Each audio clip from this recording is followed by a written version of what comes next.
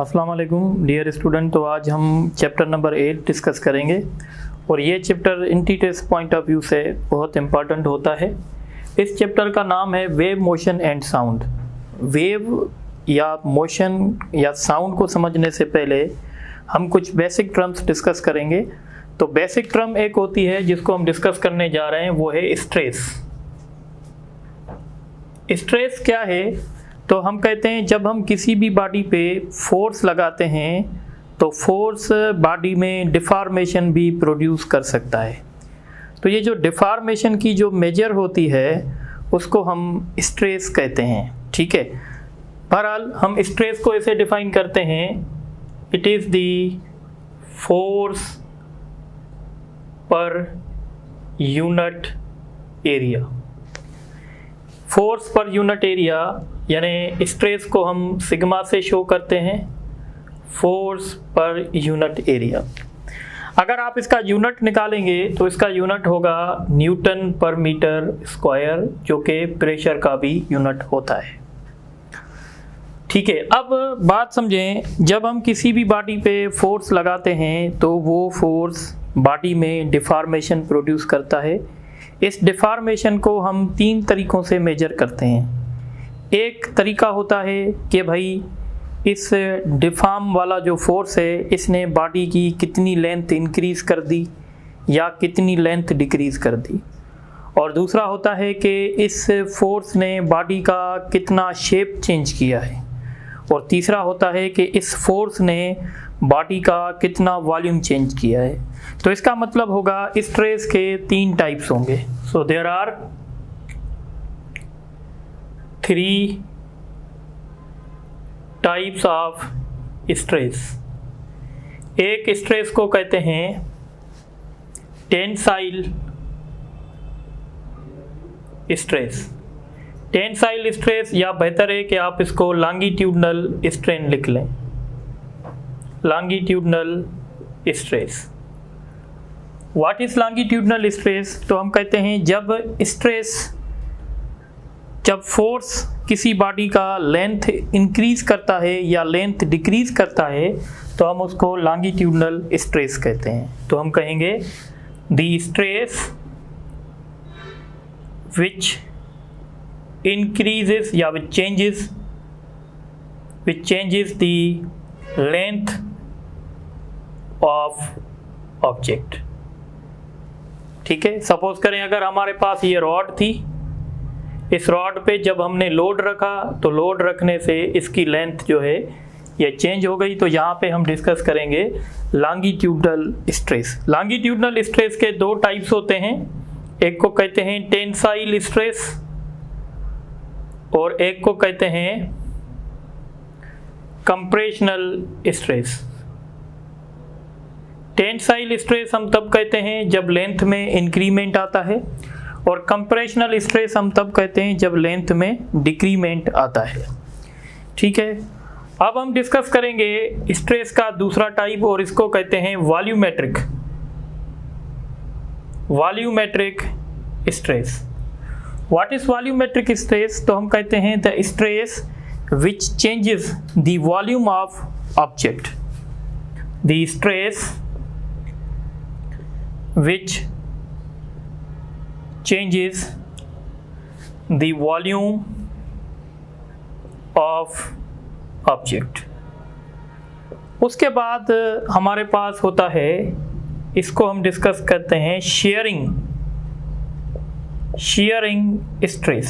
What is shearing stress? तो suppose करें हमारे पास एक ऐसा, ये समझें कि एक किस्म का शेप था और जब हमने इस पे फोर्स अप्लाई किया तो इसका शेप कुछ इस तरीके से हो गया है। तो हम कहेंगे कि इसमें shearing स्ट्रेस अप्लाई हुई है। shearing स्ट्रेस क्या करेगी? शेप को चेंज कर देगी। सो the stress which changes the shape of object। ठीक है, तो जो लेंथ में इंक्रीमेंट या डिक्रीमेंट करेगी उसको लॉन्गिट्यूडनल स्ट्रेस कहेंगे, जो वॉल्यूम में चेंजेस करेंगी उसको वॉल्यूमेट्रिक स्ट्रेस कहेंगे, और जो शेप में चेंजेस करेंगी उसको शेयरिंग स्ट्रेस कहेंगे। जब हम किसी बॉडी पे स्ट्रेस अप्लाई करते हैं तो उस बॉडी में लेंथ में चेंज आती है या वॉल्यूम में चेंज आती है या उसके शेप में चेंज आती है, और जब हम इसके चेंज को ओरिजिनल के साथ कंपेयर करते हैं तो हमारे पास एक और फिजिकल क्वांटिटी आती है जिसको हम कहते हैं strain. So what is strain? ये रेशो है, it is the ratio of change in length पर ओरिजिनल लेंथ, ठीक है, और इसको हम सिग्मा से शो करते हैं, डेल्टा एल बाई एल। अच्छा, अब जैसे आपने सुना कि हमारे पास स्ट्रेस के 3 टाइप्स हैं, तो स्ट्रेन के भी 3 टाइप्स हैं। एक स्ट्रेन को कहेंगे लॉन्गिट्यूडनल स्ट्रेन, लॉन्गिट्यूडनल स्ट्रेन, ठीक है। तो लॉन्गिट्यूडनल स्ट्रेन मतलब लेंथ में तब्दीली होगी, तो हम कहेंगे it is the ratio of change in length upon original length. काम की बात यह है कि इसके पास कोई यूनिट नहीं है, नो यूनिट नो डायमेंशन। इसी के साथ अगर हम डिस्कस करेंगे वॉल्यूमेट्रिक स्ट्रेन, तो आप समझ गए होंगे वॉल्यूमेट्रिक स्ट्रेन क्या होगा। It is the ratio of change in volume upon original volume. इसके बाद हमारे पास है शेयरिंग स्ट्रेस। शेयरिंग स्ट्रेस भी आप समझ गए होंगे कि हम देखेंगे ओरिजिनल शेप क्या था और शेप में तब्दीली कैसे आई। बहरहाल हम इसको एंगल्स में मेजर करते हैं, तो अभी हम इसको इतना डिस्कस नहीं करेंगे। अब हम आते हैं, एक दूसरा इंपॉर्टेंट टॉपिक है हमारे पास जिसको कहते हैं हुक्स लॉ। सारी बात हमारी यहाँ से शुरू होगी, इसको केयरफुली हम समझेंगे।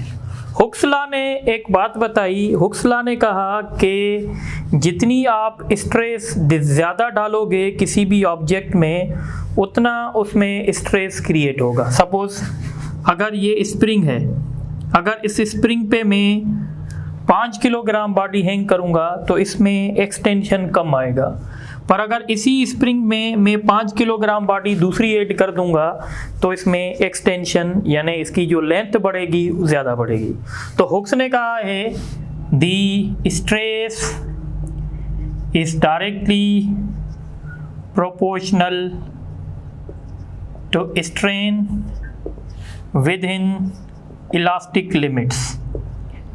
अच्छा, सबसे पहले यहाँ पे हम कहेंगे stress is directly proportional to strain, और प्रोपोर्शनलिटी की जब साइन रिमूव करेंगे तो यहाँ पे मॉड्यूलस होगा, और इस मॉड्यूलस को कहेंगे where Y is called modulus of elasticity. क्या कहेंगे? Modulus of elasticity. और मॉड्यूलस ऑफ इलास्टिसिटी जो है बेसिकली ये रेशो है, अगर आप इसको डिफाइन करना चाहें तो it is the ratio of stress to strain. तो मॉड्यूलस ऑफ इलास्टिसिटी का यूनिट वही होगा जो यूनिट स्ट्रेस का होगा, क्योंकि स्ट्रेन का कोई यूनिट नहीं होगा। अब यहाँ पे एक मैं चीज़ ऐड कर दूँ, what is elasticity? What is elasticity? तो हम कहते हैं इलास्टिसिटी मटेरियल की, किसी भी ऑब्जेक्ट की वो एबिलिटी होती है जो ऑब्जेक्ट को ओरिजिनल पोजीशन में लेके आती है जब हम उसमें से डिफॉर्मेबल फोर्स को रिमूव करते हैं। सपोज ये स्प्रिंग पहले ऐसे था, ठीक है, इस स्प्रिंग पे हमने फोर्स लगा के इसको स्ट्रेच किया। अब जब हम ये फोर्स रिमूव करेंगे तो स्प्रिंग अपनी ओरिजिनल पोजीशन में आ जाएगा। तो कौन सी चीज़ थी जिसने स्प्रिंग को अपनी ओरिजिनल पोजीशन में लेके आई? तो हम कहेंगे स्प्रिंग एक इलास्टिक बॉडी है। जो भी इलास्टिक बॉडी होगी उसके पास ये एबिलिटी होगी कि वो अपनी पोजीशन को रीस्टोर करेगी। So it is the ability of a substance या ऑफ अ बॉडी या of object to regain its original position after the removal of deformable force। ठीक है, जब हम डिफॉर्मेबल फोर्स रिमूव करेंगे तो मटेरियल की वो प्रॉपर्टी जो उसको ओरिजिनल शेप में ले आए उसको कहते हैं इलास्टिसिटी। ठीक है, अब हम आते हैं यहाँ पे। तो जैसे मैंने आपको बताया कि what is modulus of elasticity, it is the ratio of stress and strain.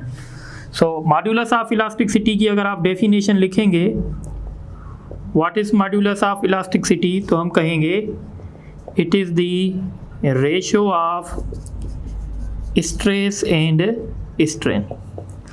अब देखें, जैसे शुरुआत में मैंने बताया हमारे पास 3 तरह की स्ट्रेस होती हैं, 3 तरह की स्ट्रेन होती हैं, तो इसलिए हम कहेंगे कि मॉड्यूलस ऑफ इलास्टिसिटी के 3 टाइप्स होंगे।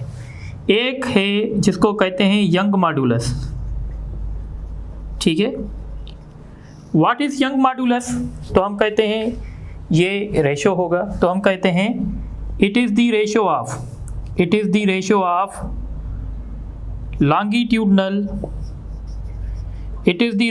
longitudinal stress and longitudinal strain। जब आप longitudinal stress लेंगे और longitudinal strain लेंगे तो आपके पास जो होगा ये यंग मॉड्यूलस कहलाएगा। Young modulus is equal to longitudinal stress divided by longitudinal strain। अब एक बात याद रखें, जब हम सॉलिड्स की बात करते हैं तो सॉलिड के पास यंग मॉड्यूलस होता है, लिक्विड के पास और गैस के पास यंग मॉड्यूलस नहीं होते, क्योंकि लिक्विड्स को और गैसेस को हम in terms of length major नहीं कर सकते। तो यहाँ पे मैं पॉइंट लिखूँगा, only solids have young modulus. ठीक है, और जितना यंग मॉड्यूलस ज़्यादा होगा उतना ज़्यादा फोर्स हमें लगाना पड़ेगा किसी भी स्प्रिंग को ज़्यादा स्ट्रेच करने में। एक बात समझ लें, यहाँ पे कॉन्सेप्ट क्लियर करें। एक स्प्रिंग, ये 2 स्प्रिंग हैं, इन दोनों स्प्रिंग पे, इस स्प्रिंग पे मैंने 100 न्यूटन फोर्स लगाया, इसमें भी मैंने 100 न्यूटन फोर्स लगाया। इसमें 100 न्यूटन फोर्स लगाने से एक्सटेंशन आया 3 सेंटीमीटर का और इसमें एक्सटेंशन आया 5 सेंटीमीटर का। अगर मैं आपसे पूछूं इन दोनों स्प्रिंग में यंग मॉड्यूलस का वैल्यू ज़्यादा किसका होगा, तो यंग मॉड्यूलस हमेशा आपको क्या इंडिकेट करेगा, तो यंग मॉड्यूलस एक किस्म की रेजिस्टेंस आपको फील करवाएगा। तो हम कहेंगे इसमें रेजिस्टेंस ज़्यादा है क्योंकि हम इस पे 100 न्यूटन फोर्स लगा रहे हैं और इसमें स्ट्रेच 3 सेंटीमीटर की आ रही है, जब हम सेम फोर्स इस पे लगा रहे हैं और इसमें स्ट्रेच ज़्यादा आ रही है। इसका मतलब है ये रेजिस्ट कम कर रहा है, ये रेजिस्ट ज़्यादा कर रहा है। तो यंग मॉड्यूलस को आप ऐसे फील कर सकते हैं कि ये एक रेजिस्टेंस है जो लेंथ को स्ट्रेच होने नहीं देती।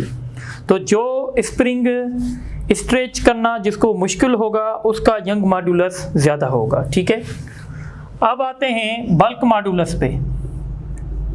बल्क मॉड्यूलस जो कि बहुत काम का है।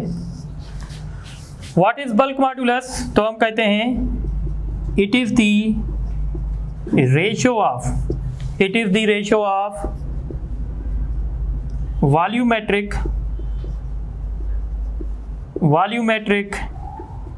स्ट्रेस एंड वॉल्यूमेट्रिक स्ट्रेन, यानी इसको हम शो करते हैं बीटा से। ठीक है, और ऊपर लिखेंगे जो हैं हम, और ये इस ऐसे भी बराबर होगा P/ΔV/V। ठीक है, ये ऐसे भी हम इसको लिख सकते हैं। तो बल्क मॉड्यूलस का फार्मूला आप नोट करें, -P/ΔV/V। ये P जो है वो प्रेशर होता है। ठीक है, अच्छा आप एक बात और याद रखें, बल्क मॉड्यूलस का जो रेसिप्रोकल है ना उसको हम कंप्रेसिबिलिटी कहते हैं। हम इसको ऐसे भी कह सकते हैं, it is the reciprocal of compressibility. देखें अब थोड़ी सी बात समझें। अब अगर मैं आपसे पूछूं, अच्छा ये लिक्विड्स के पास भी होगा, सॉलिड के पास भी होगा, गैसेस के पास भी होगा, क्योंकि हम तीनों चीज़ों को वॉल्यूम में मेजर कर सकते हैं। अब एक जनरल क्वेश्चन है, मैं अगर आपसे पूछूं बल्क मॉड्यूलस का वैल्यू सॉलिड्स के लिए ज़्यादा होगा, लिक्विड्स के लिए ज़्यादा होगा या गैसेस के लिए ज़्यादा होगा, तो याद रखिएगा जो चीज़ कंप्रेस करने में मुश्किल होगी उसका बल्क मॉड्यूलस का वैल्यू ज़्यादा होगा। तो हम कहेंगे solids have higher value of bulk modulus. भाई सॉलिड के पास बल्क मॉड्यूलस का वैल्यू ज़्यादा क्यों है? क्योंकि बल्क मॉड्यूलस कंप्रेसिबिलिटी का रेसिप्रोकल है और हम सॉलिड को कंप्रेस नहीं कर सकते, इसीलिए उसका बल्क मॉड्यूलस का वैल्यू ज़्यादा होगा। ठीक है। अच्छा, उसके बाद आता है modulus of rigidity. Modulus of rigidity, what is modulus of rigidity? तो it is the ratio of shearing stress and shearing strain। तो आप ये सारी बातें नोट करें तो फिर हम आगे डिस्कस करते हैं।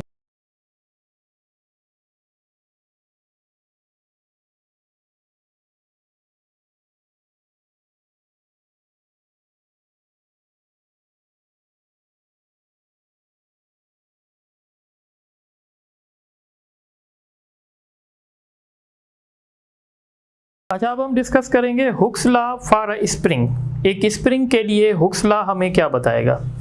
तो देखें, ये एक स्प्रिंग है, ये अपनी नॉर्मल पोजीशन में है और हमने इस स्प्रिंग पे फोर्स एक्सर्ट करके इसको हमने स्ट्रेच कर दिया।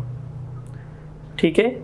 अगर आप समझें इस स्प्रिंग की क्रॉस सेक्शन एरिया ए है, तो हमने पढ़ा है कि स्ट्रेस जो होगा वो डायरेक्टली प्रोपोर्शनल होगा स्ट्रेस के साथ, स्ट्रेन के साथ। ठीक है। तो अब यहाँ पे क्योंकि हम स्प्रिंग की बात कर रहे हैं तो हम बात करेंगे इसके यंग मॉड्यूलस की। ठीक है। इसकी जगह हम क्या लिख सकते हैं? फोर्स अपॉन एरिया, और ये हमारे पास यंग मॉड्यूलस है और इसकी वजह से अगर आप ये समझ रहे हैं कि यहाँ से लेकर यहाँ तक ये जो लेंथ में चेंज आया है इसको हम डेल्टा एक्स कह रहे हैं और इसकी जो ओरिजिनल लेंथ है वो एक्स नॉट है, तो फिर मैं इसको ऐसे लिख सकता हूँ, या आप ऐसे समझें कि इसकी जो लेंथ में चेंज आया है वो एक्स नॉट है और इसकी ओरिजिनल लेंथ एल है। तो फिर मैं स्ट्रेस को ऐसे लिख सकता हूँ x not divided by L. अब अगर यहाँ से हम फोर्स को रिजॉल्व करें तो Y A L into X naught. अब आप केयरफुली देखें, किसी भी स्प्रिंग का यंग मॉड्यूलस कांस्टेंट होगा, एरिया कांस्टेंट होगी, लेंथ उसकी ओरिजिनल लेंथ वो भी कांस्टेंट होगी। इन तीनों को मिला के मैं एक दूसरा कांस्टेंट रखता हूं और इसको कहते हैं force constant of spring, where K जो है ये वाई ए अपॉन एल के बराबर है और इसको कहते हैं फोर्स कांस्टेंट ऑफ स्प्रिंग, या इसको हुक्स कांस्टेंट भी कहते हैं। अच्छा, तो अब हम यहाँ से ये सीख सकते हैं, ये जो फोर्स होगा ये इस फोर्स को कहते हैं इलास्टिक रीस्टोरिंग फोर्स। यानी आपने देखा होगा कि जब हम किसी भी स्प्रिंग को ऐसे स्ट्रेच करेंगे तो इलास्टिसिटी की वजह से इसमें एक फोर्स डेवलप होगा और ये फोर्स इस स्प्रिंग को ओरिजिनल पोजीशन में रीस्टोर करने की कोशिश करेगा। उस फोर्स को कहते हैं इलास्टिक रीस्टोरिंग फोर्स।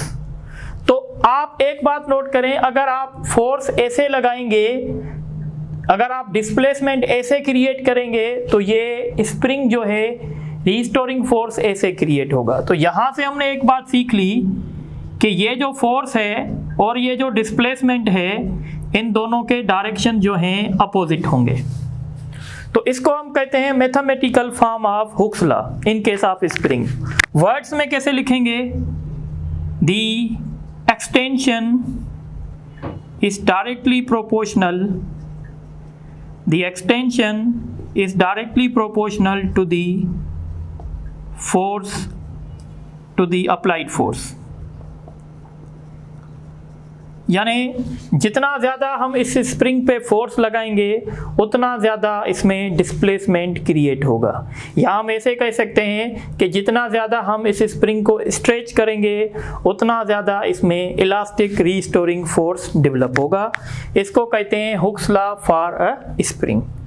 और ये जो फोर्स है इसको क्या कहेंगे? Elastic restoring force. What is elastic restoring force? The force due to, ये force किसकी वजह से? इलास्टिसिटी की वजह से। The force due to elasticity which regains या which restore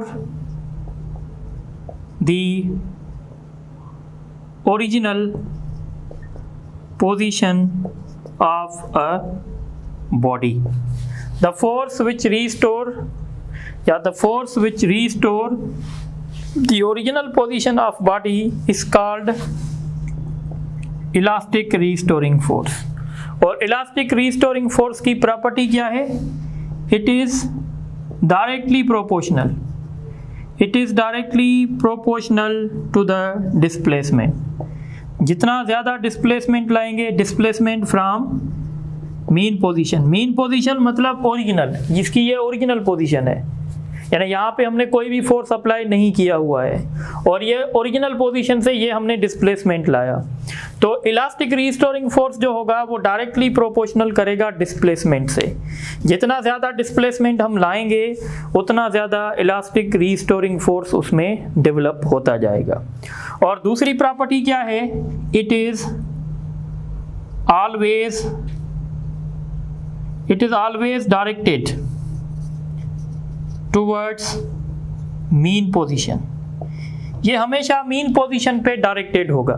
यानी आपने देखा था जब आपने डिस्प्लेसमेंट ऐसे लाए थे, इस फोर्स का direction towards the mean position था। पर अगर आप इस स्प्रिंग को कंप्रेस करेंगे, अब आपने डिस्प्लेसमेंट नेगेटिव लेके आए हैं, जब आप नेगेटिव लेके आए हैं दोबारा ये फोर्स ऐसे होगा, यानी इस फोर्स का डायरेक्शन हमेशा टुवर्ड्स द मीन पोजीशन होगा। So these are two properties of elastic restoring force. तो I think elastic restoring force का कॉन्सेप्ट क्लियर होना चाहिए। तो इलास्टिक रीस्टोरिंग फोर्स क्या है? The force which regains the original position of elastic body. ये force सिर्फ और सिर्फ इलास्टिक बॉडी में डेवलप होगा बिकॉज ऑफ इलास्टिसिटी। और इस फोर्स का जो डायरेक्टली प्रोपोर्शनल होगा वो डिस्प्लेसमेंट के साथ होगा।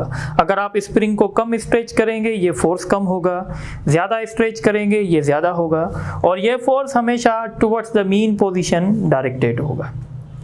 अब हम यहाँ पे तो ये भी आ सकता है, इसको कहते हैं mathematical form of Hooke's law. आपके पेपर में आ चुका है कि विच of the following is mathematical form of Hooke's law. अब हम बात करेंगे स्प्रिंग कांस्टेंट की। स्प्रिंग कांस्टेंट, इसको हुक्स कांस्टेंट भी कहते हैं, इसको फोर्स कांस्टेंट भी कहते हैं ऑफ स्प्रिंग।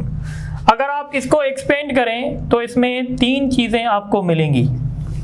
इसका मतलब है spring constant is directly proportional to cross section area. पहले हम ये बात क्लियर करते हैं। एक हमारे पास थिन स्प्रिंग है और एक हमारे पास थिक स्प्रिंग है सेम लेंथ का। तो K का वैल्यू इसका ज़्यादा होगा या इसका ज़्यादा होगा, तो आप खुद डिसाइड कर सकते हैं। अगर एक थिन स्प्रिंग है उसको स्ट्रेच करना आसान है, एक थिक स्प्रिंग होगा उसको स्ट्रेच करना मुश्किल होगा, क्योंकि जितनी क्रॉस सेक्शन एरिया ज़्यादा होगी उतना K का वैल्यू ज़्यादा होगा। ठीक है। और दूसरा, K is inversely proportional to length. अगर एक स्प्रिंग है, दोनों की क्रॉस सेक्शन एरिया सेम है पर एक की लेंथ कम है दूसरे की लेंथ ज़्यादा है, तो किस स्प्रिंग का K का वैल्यू ज़्यादा होगा? तो इसका ज़्यादा होगा और इसका कम होगा। यहाँ से क्वेश्चन भी आते हैं। सपोज आपको क्वेश्चन मिलेगा, एक स्प्रिंग था उसका K का वैल्यू 150 था और इसका यूनिट होगा न्यूटन पर मीटर। तो आप लिख सकते हैं its unit is Newton per metre. अब बात समझें, अगर इस स्प्रिंग को हमने 3 हिस्सों में काट दिया, 3 इक्वल हिस्सों में काट दिया, तो इंडिविजुअल पार्ट का वैल्यू क्या होगा? पहले तो ये बताएं, बढ़ेगा या कम होगा? तो आप अपने आप को बता सकते हैं, मुझे तो नहीं बता सकते। बहरहाल के का वैल्यू बढ़ जाएगा। क्यों बढ़ेगा? क्योंकि आपने लेंथ को कम कर दिया है। जैसे ही आप स्प्रिंग की लेंथ कम करते जाएंगे, के का वैल्यू बढ़ता जाएगा। इसीलिए एक फार्मूला नोट कर लें, K dash is equal to N multiplied by K. इसका मतलब होगा, सपोज जैसे मैंने ये क्वेश्चन दिया, मैंने कहा भाई एक स्प्रिंग है जिसका के का वैल्यू 150 है। अगर मैं इसको 3 इक्वल पार्ट्स में डिवाइड करूंगा, what will be new value of के? तो आप कैसे फाइंड करेंगे? 150 को 3 से मल्टीप्लाई करेंगे तो 450 हो जाएगा। इस तरीके से हम इसको डिसाइड कर सकते हैं। अब हम बात करेंगे y की, यंग मॉड्यूलस की। तो आपको पता है एक स्प्रिंग हमारे पास सॉफ्ट होगा, एक स्प्रिंग हमारे पास टफ या हार्ड होगा। तो सॉफ्ट के लिए के का वैल्यू कम होगा, हार्ड के लिए के का वैल्यू ज़्यादा होगा। तो ये पूरा डिस्कशन के पे था। इसी तरीके से अगर आप कुछ बुक पढ़ेंगे, हमारे सिलेबस में तो नहीं है पर आप MCQ सॉल्व करते हैं, तो आपसे 2 क्वेश्चन किए जाते हैं। एक होता है स्प्रिंग इन सीरीज।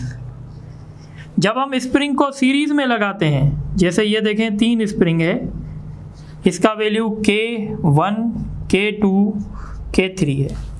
अगर ये 3 स्प्रिंग सीरीज में निकलेंगे, सीरीज में कनेक्ट होंगे, what will be the equivalent value? तो इसका इक्विवेलेंट वैल्यू कम हो जाएगा क्योंकि लेंथ बढ़ रही है, और इसका इक्विवेलेंट वैल्यू मिलेगा 1/K1, 1/K2 plus 1/K3 up to 1/Kn।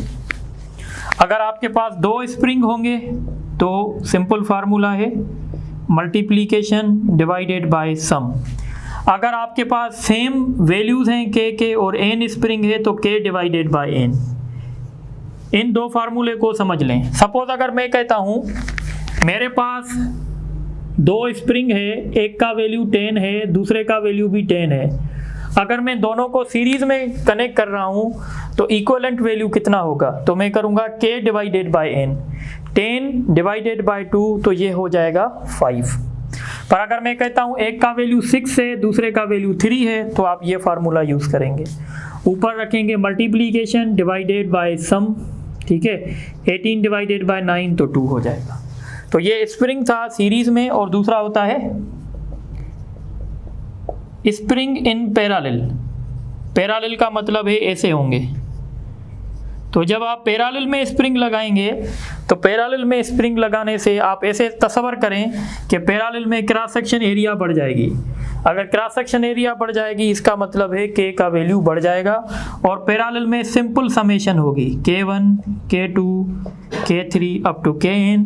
अगर इक्वल वैल्यू के होंगे तो n मल्टीप्लाइड बाय k होगा। तो इस तरीके से ये डिस्कशन होता है। तो आप इस डिस्कशन को नोट करें, तो हम इस पे कुछ MCQs करेंगे।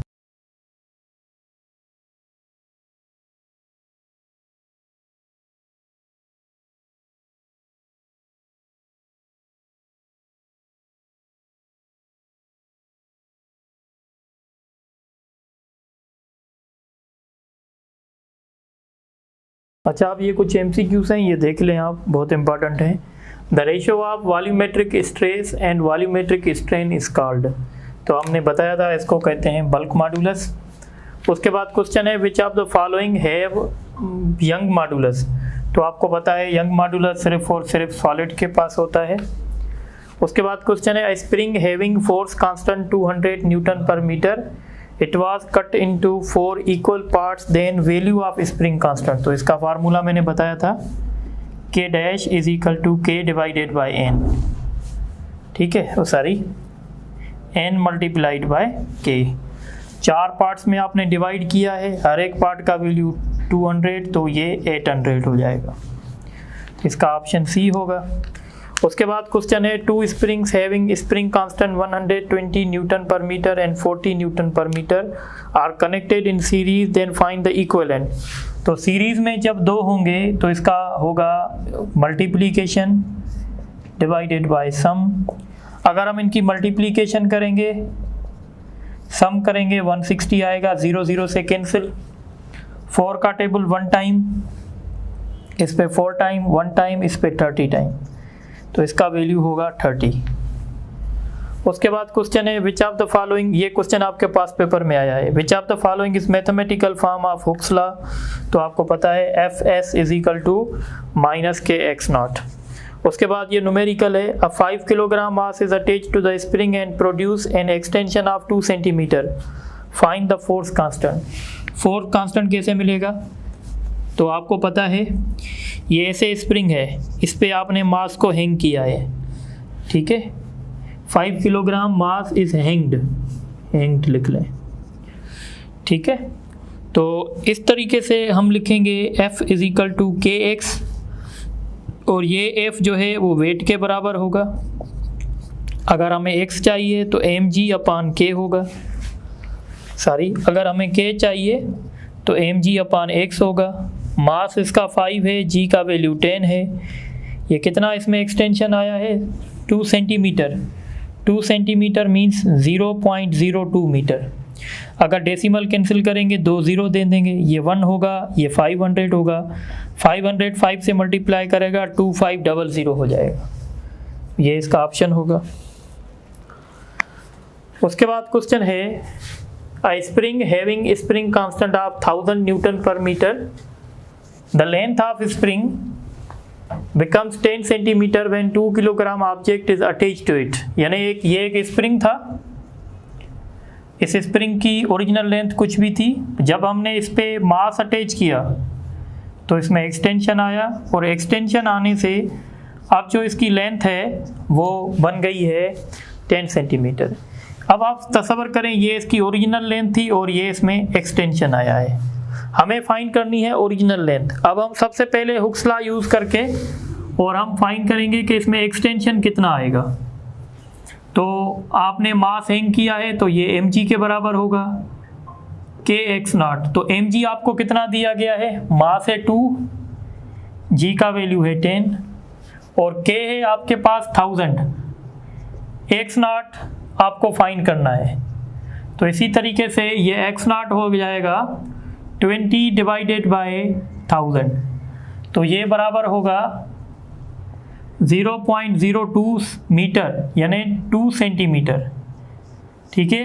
अब हमें पता है कि इसकी जो लेंथ है टोटल वो होगी x not plus L not plus x not, और अब इसकी टोटल लेंथ कितनी हो गई है 10 सेंटीमीटर।